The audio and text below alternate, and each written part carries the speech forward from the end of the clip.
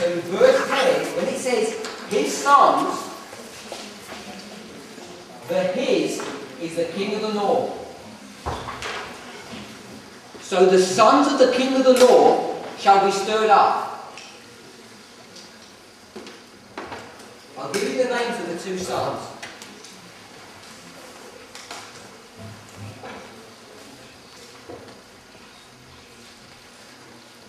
Sorry, I've misread something. Let me just backtrack from here. I'm going to erase this.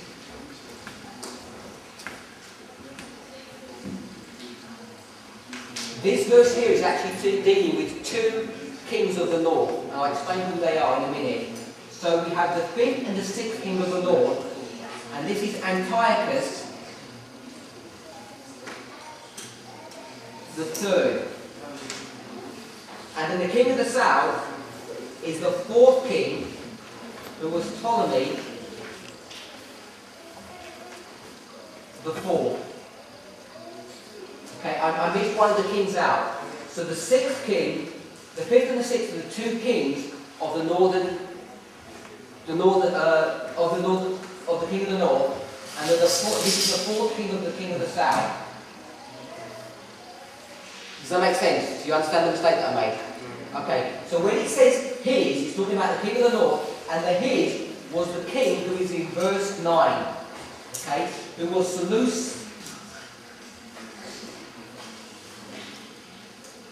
II. Remember Seleucus II from verse 9? That's who the his is. And it says his sons. His two sons are Seleucus III and Antiochus III. Number 5 and number 6. It says two sons. And I've gathered everybody back together. It says his sons. The his was the king before, and it says his sons are the two sons now that I've written here. Number 5 and number 6. And they want to seek revenge on the king of the south. And what they do is, the next part of the verse says, and shall assemble a multitude of great forces. So they gather a great army, and they begin to aggressively pursue an expansion policy to finally destroy the king of the south. So that's their intention. Number 5, Seleucus III is king at the moment. Okay? But he reigns for a very short time. He only reigns for 2 to 3 years. Someone ask a question? Okay, he reigns for 2 to 3 years. And it tells you that in the verse itself. The next part of the verse after this, it says, but his sons shall be stirred up, he has two sons, and shall assemble a great multitude of forces. It says, and one of his sons shall certainly come and overflow and pass through. So although he has two sons, it says one of them is going to really finish the work off.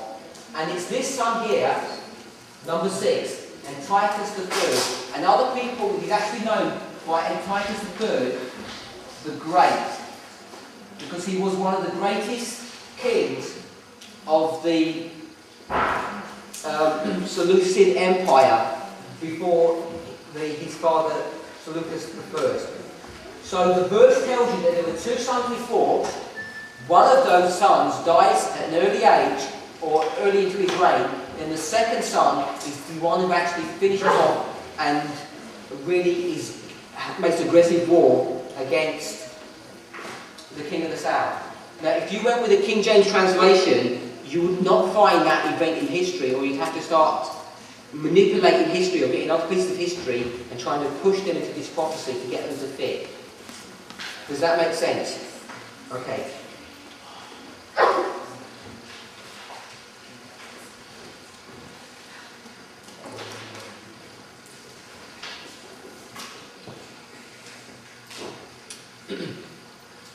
Now in verse 9, if you remember verse 9,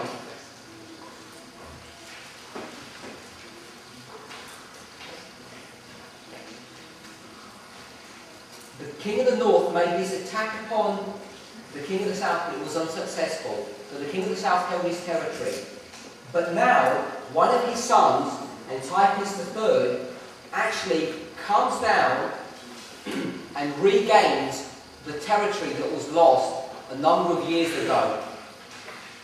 So he actually makes a successful counterattack against the king of the south, and now the territory of Palestine and Syria and portions right up to the coasts of Egypt have now been taken back by the king of the south. So you can still see that Israel is still conquered.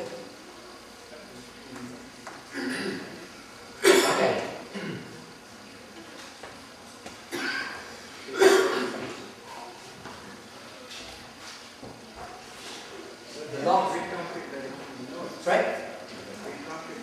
It's reconquered by the king of the north. It says he shall overflow and pass through. The last part of the verse says this, then shall he return and be stirred up even to his fortress.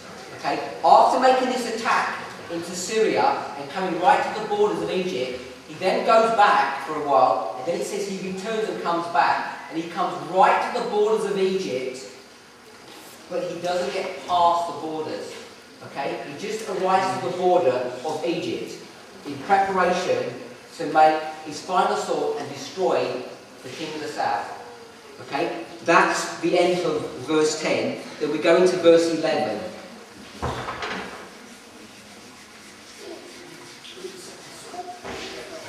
Sorry? The second son was Antiochus the third.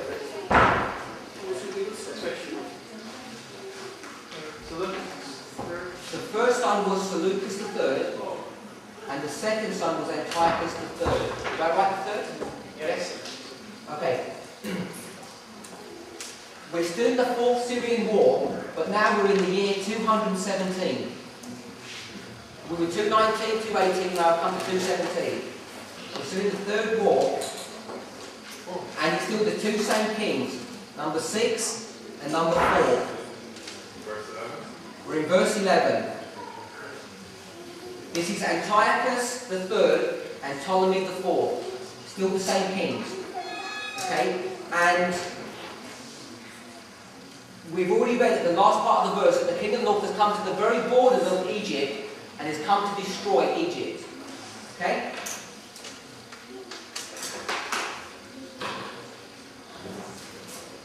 But verse 11, the theme for verse 11 is this.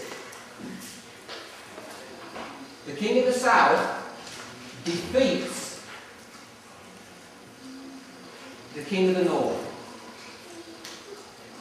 And for those who are interested, the name of the battle was the Battle of Raphia, which was in 217. And in this attack, he defeats the king of the south, and he also regains Palestine. So almost immediately afterwards, after the king of the north has taken that territory, the king of the south comes back and regains that territory. So let's read the verse. Verse 11 says, "And the king of the south shall be moved with choler, and shall come forth and fight with him, even with the king of the north, and he shall set forth a great multitude, but the multitude shall be given into his hand." So this is a pretty straightforward verse. The king of the south shall be moved with choler. The king of the south is upset because the king of the north has come right to his very borders, and he says he shall come forth and fight with the king of the north, even with, it says even with the king of the north, and it says he shall set forth a great multitude. Now he who sets forth the great multitude is the king of the north. And it says this in the next part, the last part of the verse, "But the multitude shall be given into his hand." So the multitude is given into the hand of the king of the south, because the king of the north, Seleucus III, loses this war, this battle, and all his army is basically destroyed, given into the hand of him, the king of the south. What does it mean, he shall set forth in the What's the meaning of he shall set forth? Yeah, set forth. He shall collect, or he shall gather. He shall gather a great army. That was verse 11, really straightforward.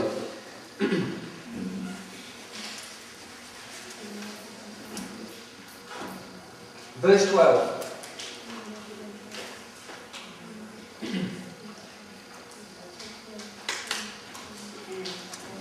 Verse 12 is in with a history of 217 to 204. kings are the same, number 6 and number 4. So the king of the north and the king of the south. Antiochus the third and Ptolemy the fourth. Remember at the back end of verse 11, we know that Ptolemy wins this battle. He wins back the Palestinian area, but he doesn't make good his success. He could have pushed forward and really made havoc with the king of the north and won, but he allows the king of the north to escape.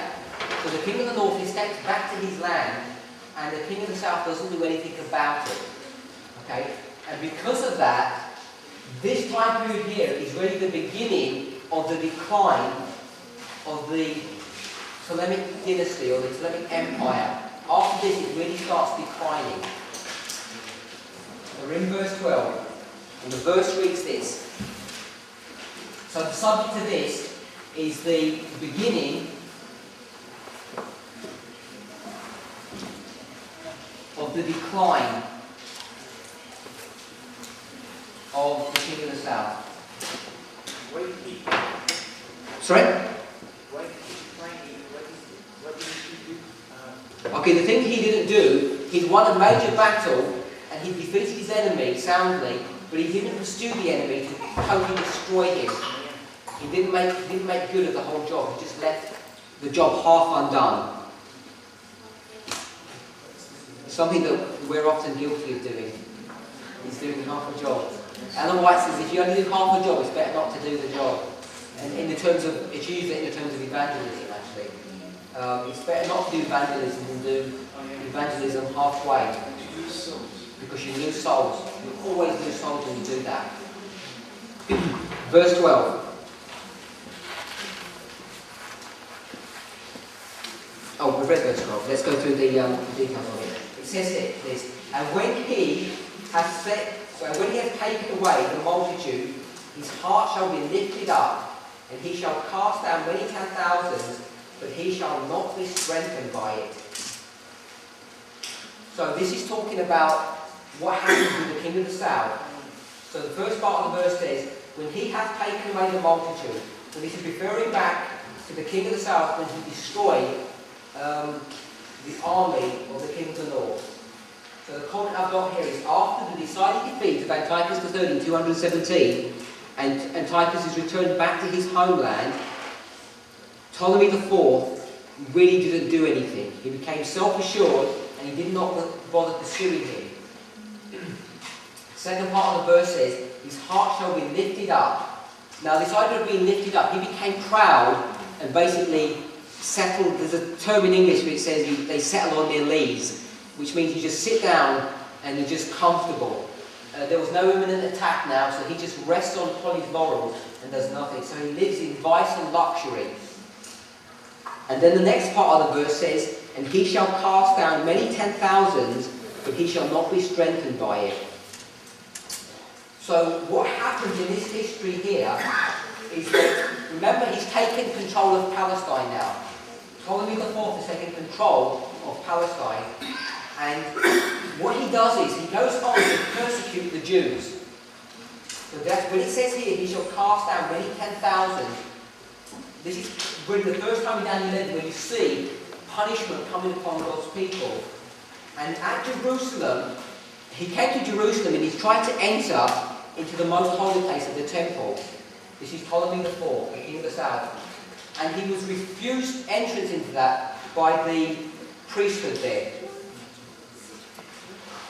This kind of refusal makes him angry, and then when he comes back to Egypt, he actually takes revenge upon Israel, and he massacres about 40 to 60,000 Jews in Alexandria. Alexandria was a centre for Judaism in Egypt at the time, and it was a centre of learning. That's where the Septuagint was, I think, actually even written, but it was stored there. It was a very great centre of learning. And if you learn anything about this thing, doesn't it sound very similar to the story of Esther? Because when you see, because of the obstinacy, if you can use that term, or the faithfulness, probably more accurate, of Mordecai, you see that Haman wants to destroy